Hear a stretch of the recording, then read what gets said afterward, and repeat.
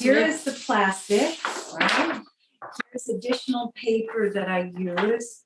I'm being called to use additional paper today. I'm putting the plastic aside. Here is my tool. My paints are, you can see in the background over here.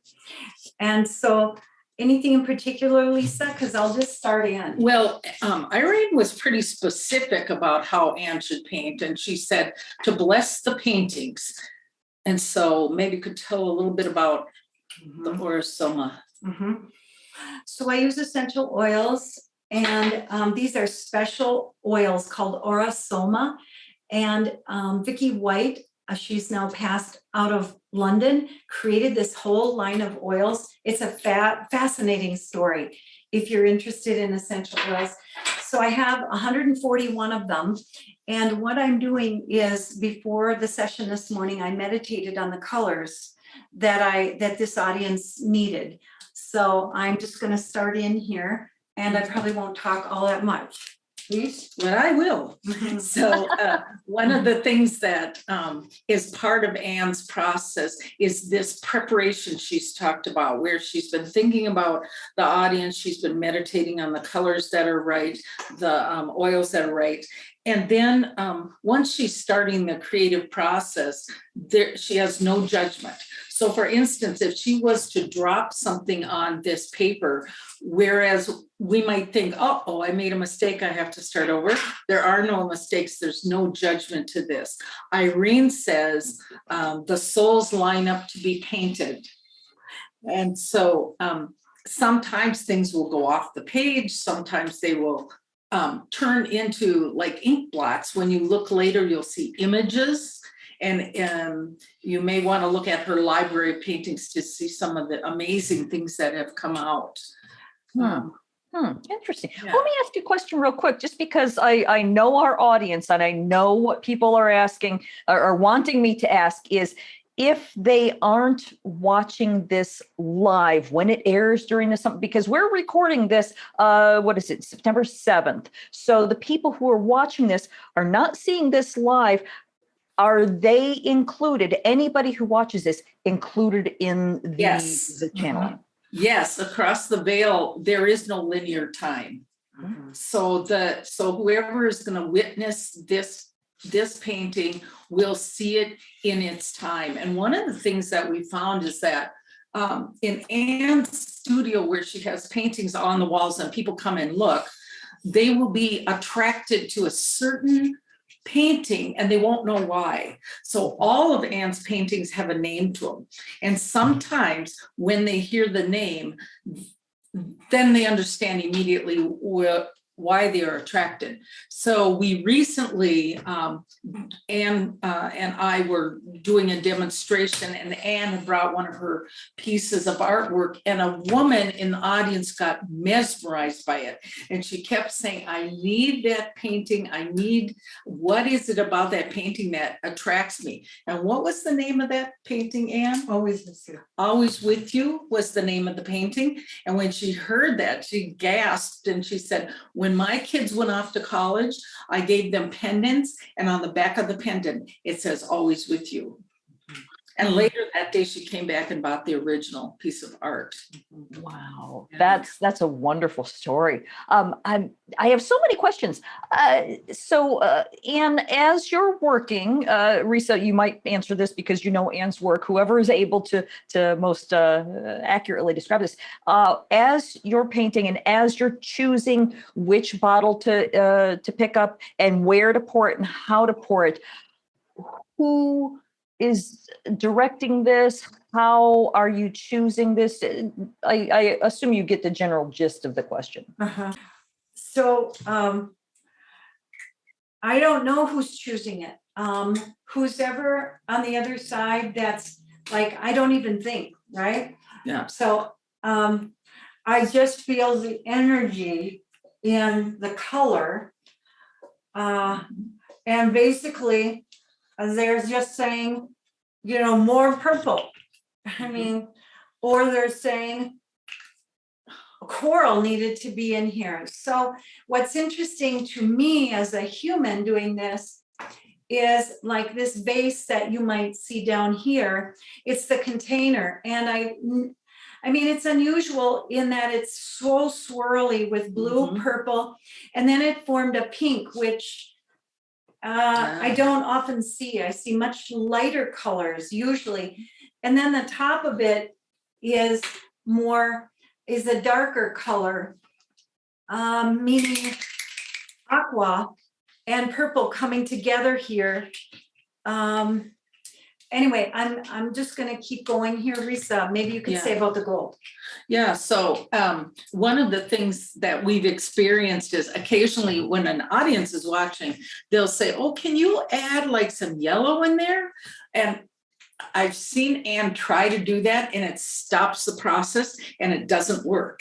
So whatever is coming out here is organic to who is with us. And it's in its expression, there's somebody very powerful that's coming through. Maybe Lisa, it's somebody for you. I don't know. That's so cool. So when do you name them afterwards? How does the name of the painting come through? So the name will come to Anne and the painting will be done when she signs her name. So I'm not sure how this one will be, but sometimes it's a day later that she signs it. She will know when it's ready. And it typically takes about, I don't know, 3 days or so to dry. And then what happens is she takes it to a high quality printer to replicate the design so it can be used on products. Well, about 3 months after she started painting, she was bringing these beautiful pieces of art to a printer from a place called Postal Dispatch. And one day she said to him, why do you call your business Postal Dispatch? And he said, that's not the real name. The real name is New Life Opportunity. Because I lost my job and I saw this as a way to start again. Wow. It's pretty amazing. It really is. This is so intriguing to watch this and to listen to your descriptions. Gosh, where can we even go next? You know what? Let me change the topic just a bit. I know that you talk about the 5 A's, but I don't know what that means. Could you go into that? Yes. One night Anne had a dream after she'd maybe produced 100 paintings. And in the dream, oh, do we want to stop a second to look at the final product? I'm just going to turn over. That is gorgeous. Isn't that amazing? We'll come back to the 5 A's in a second if it's okay, because Anne, there's meanings behind these colors and she has an interpretation for you that you might find of interest. So Anne, can you talk a little bit about? Well, first of all, I said the container holds this purple blue and it's sort of the swirl of, I'm just going to say this because this is what's coming. In utero, I don't know, in utero is what I'm seeing here. So there's something about the energy in us that needs to come out to be birthed. So this is for the audience, whatever that means to you. The green leaves are always held in love. So you're always held in love. So those are the green leaves. The orange is our solar plexus, and there's so much energy that needs to be unearthed. And I heard them say, you have to drop yellow. You need more yellow. So the yellow is a new day is coming. And then the purple, of course, is our highest chakra. It's a direct connection. Aqua, perhaps you know about Don Beck and Ken Wilber and the spiral dynamics. Well, aqua and coral are the highest dynamics of the spiral dynamics. And those colors were not even manifested yet when Don Beck created that spiral dynamics.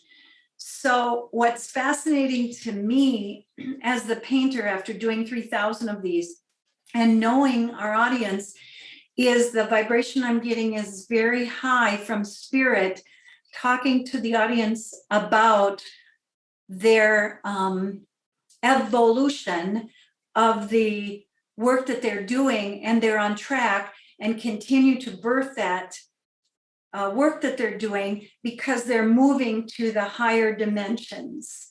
So Oh, wow.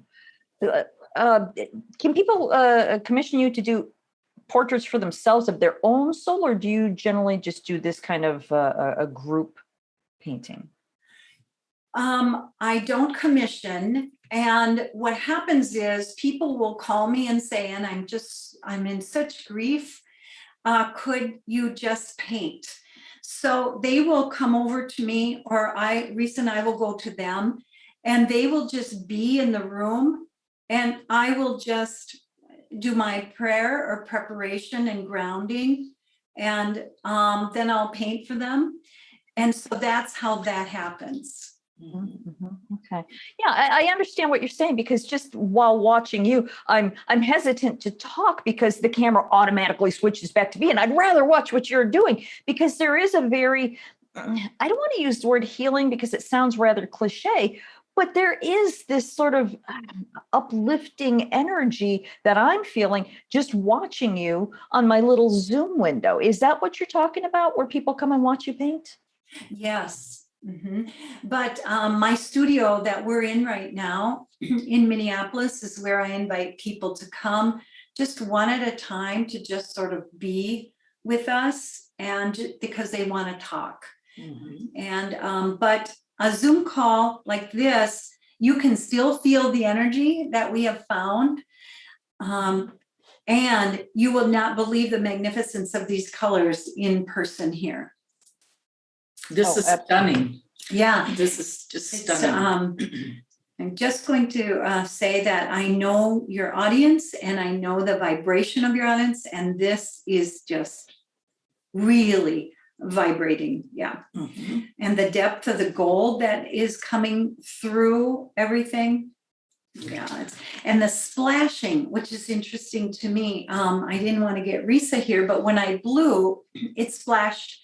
So these are like orbs that are on the piece of paper that want to be seen. Well, I want to ask, originally you had a sheet of plastic down, and you do the paintings on plastic. What prompted you to remove the plastic and do it actually on paper instead? I heard that there needs to be a deeper, on the plastic, the ink can be on the surface, and the depth needed to go deeper of the paint. It needed to be absorbed instead of just reflected off of. So that's what I heard. And I hear that sometimes, but not as loud as I've ever heard this time. The depth has to be absorbed. And whatever that means for your audience, perhaps they know. So I'll just give you one more look. I don't know if you can see this at the painting. I'll turn it this way. And so it's not done yet until it's signed. And I always sign it on the right-hand side in gold now. My earlier pieces were in silver until Risё told me to come through Irene. So another interesting piece about this is that in the messages from Irene, I'd be writing the question, what do we do with this? All these paintings and this story. And she says, gather them in circles, just like we are in a circle right now watching this. And it's not about the paintings, and it's not about the story. It's about opening the conversation. So what we have found, because for 4 years we've been telling this story, what we found is when we ask people how they've had after-death communication, signs and symbols and voices and so on, it initially goes dead quiet. And then some brave soul will speak up. And then pretty soon a lot of people are speaking up. But what we found is that they will just say, oh yeah, my aunt always comes to me through butterflies, and I see butterflies everywhere. But then they don't really do anything with it. So now you can talk about the 5 A's and what happened when you dreamed that. Okay. So I had a dream or an inspiration that came through to me about 5 A's to help people activate what we can do, because we're just regular people, right? Business people. And I ask a lot though. I mean, I ask my angels, I ask God, I ask whoever, I ask, spirit, guardian angels, please come through and help me, give me messages and signs. I'm just curious that way. I've always been. And so the first A is be willing to ask. So you have to be willing, and you have to be willing, and you have to ask. So we found in circles, they don't ask. And then the second thing is allow the messages to come through as they're given. So Irene says, drip ink on plastic and blow it with your breath. So here's, I don't know if you can see this close up, but here's my reading in the yellow and the pink. That's Irene. So that's an example I mind mapped. And I did not accept the messages or allow the messages to come through. We went to Costa Rica and I just ruminated. So allow. And then the next piece is accept. So for years, I said, I'm not an artist. And Risё says she's not an author. Yeah. So we began to accept that these were gifts that we've been given, and then appreciate the gifts. So we're grateful to the Shift Network and to Lisa today to inviting us to talk, because we're being grateful and we're sharing the gifts. And the fifth step is to act. And this is where a lot of people fall through. They don't follow up and act. And so that's what we're here to say is use the 5 A's and then do something with the gifts that you've been given. And sometimes it's like you're feeling lost and you get this voice in your head that says, go this way, not this way. It's to act on that. And we always want to question that. Is that our mind that just made that up? Or are we getting guidance from somebody? And who are we getting guidance from? I really like the 5 A's because first of all, they're very simple. You're not asking anybody to jump through flaming hoops. These are simple asks, but I can also see how they might be difficult for people who haven't learned to do these very simple acts of self-care, allowing yourself to express yourself. My mother's coming to mind, and normally she's like, don't tell family secrets, but I'm feeling like she wants me to say this because she was an extremely gifted artist. Oh my God, her paintings were exquisite, but she never allowed herself to show them to anybody, to do anything with it. She just kept it her own little secret. And I think that if she had followed these simple 5 A's, her life would have been a lot more fulfilled. Is that what you're getting at with the 5 A's? Yes, yes. And for at least a year after Anne started painting these incredible pieces of work that people were just going wild over, she was still saying, oh, well, I'm not an artist. And if somebody would ask her to, paint something, she'd say, I don't know how, I never went to art school. But so it's that willingness to step over the line and just try what you're called to do.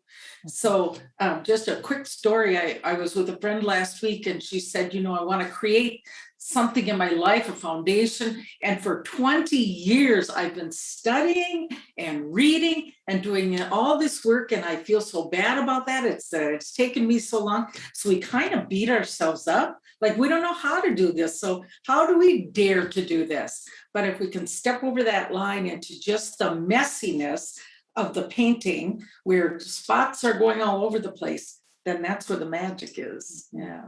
And with your mom, is she passed? Yeah. Oh, about 3 years ago. You tell her she inspired you, right? To share her story now. And she gave you creative gifts. And one thing Irene said, though, is it's not about the art and it's not about the book. It's about having a conversation. So I'm just struck by, Lisa, do you think that your mother is here with us in spirit and inspired this painting?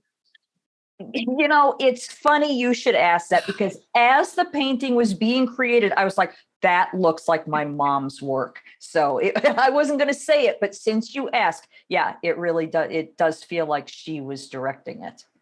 Yeah. We both have goosebumps over here, which is a sign of truth. Yeah. Yeah. Wow. Yeah. Wow. That's awesome. That's amazing. Wow. She'd be so, she would be so happy. I can feel that she's very happy. Wow. That's amazing. I love that. Thank you, Mom. Yeah. That's how it rolls. And I would add that the messages come so many different ways. It might be a voice in your head. It might be a sense of it. You might smell a scent that reminds you of your grandmother. So part of it for our audience is to just give some thought to how are messages coming to you. Do you always get a sense of someone around you or some message that comes through? And then ask, what am I to do next with this? And And then listen. And then Right. listen. Right. Well, what's, again, my mom, she's tapping me. Hey, say this. I know she's still here. We Yeah. feel Yeah, what her biggest obstacle seemed to be was that there was this expectation that if you're going to be an artist, you need to sell your work, you need to be discovered, you need to be hung in galleries, and you need to be known in order to be successful.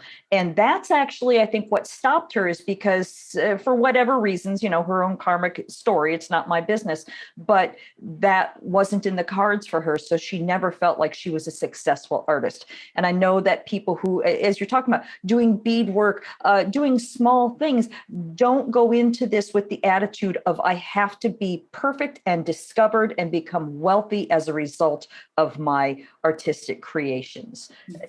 Would you agree with that? Yeah, Lisa, can I just tell you, my heart kind of hurts and I'm getting teary just a little bit, because I feel what your mom is saying. I mean, I understand. And so my mom would say to me, Annie, these are lovely, but you're painting outside the lines and there's drips all over. So the number one thing is, Mom, I'm not a perfectionist and I'm never going to be a perfectionist. The other thing to share with your mom is, number one, I wasn't trained as an artist, so I wasn't expected to know how to draw a mermaid.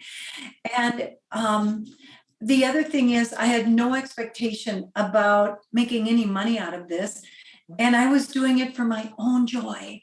So this is joy from my heart that's coming out.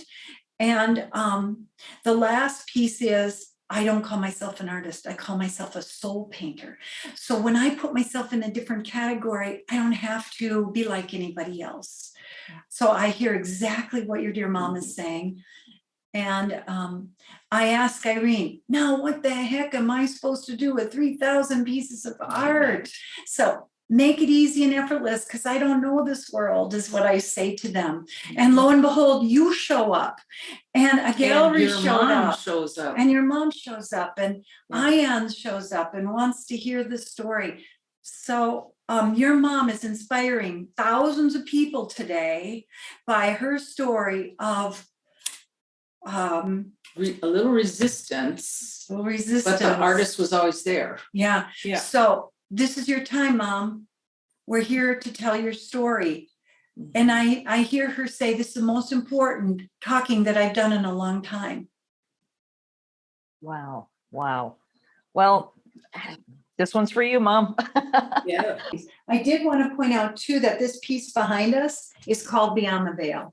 And that was painted about 3 years ago. So here we are, and I often get premonitions.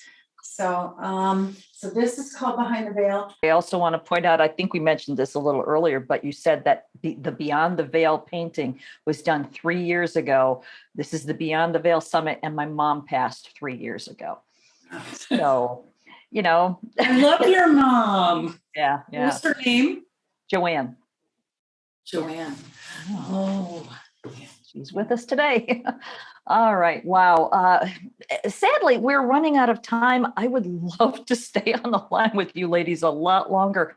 I want to thank you so much for being with us today. Is there anything that we've left out? I'm sure there's plenty we've left out, but is there anything that you want to make sure that we talk about before we wrap this up? I want to say thank you, because it was just delightful having you be with us, and we're so excited to share this story. We've been directed to share this story and these paintings, and we don't know where it will lead, but if it's inspired somebody to trust those messages more, then we've accomplished our goal. Through Lisa and the Shift Network, and we're very grateful for the wonderful work that you do. Yes. So if we can be of help to anyone, please call on us. It was a pleasure, Lisa. Thank you. Thanks for listening. Check out Castle Gate, a novel based on my own ancestral healing journey, at lisabonnice.com. In 1921, 4 men set off from Scotland to the United States. Will Garrock, his brother Pete, his son Willie, and his nephew Thomas, all coal miners. They left behind the miners' rows and the nationwide mining strike with its soup kitchens. Their destination was Castlegate, Utah, where they had kin to welcome them before sending for their wives and children. They prospered in America, working in one of the finest mines in Utah. Until that tragic day, March 8th, 1924. Disaster struck. 3 explosions, trapping 171 men inside. Rescue crews worked tirelessly for days, but sadly, they could not save a soul. Women were widowed and children were orphaned, and some never recovered from their broken hearts. Castlegate is the true and tragic saga of a Scottish family whose dreams of finding their fortunes in the bountiful coal mines of Castlegate, Utah during the Prohibition era explode in one of the most devastating mine disasters in American history. Learn more at lisabonnice.com.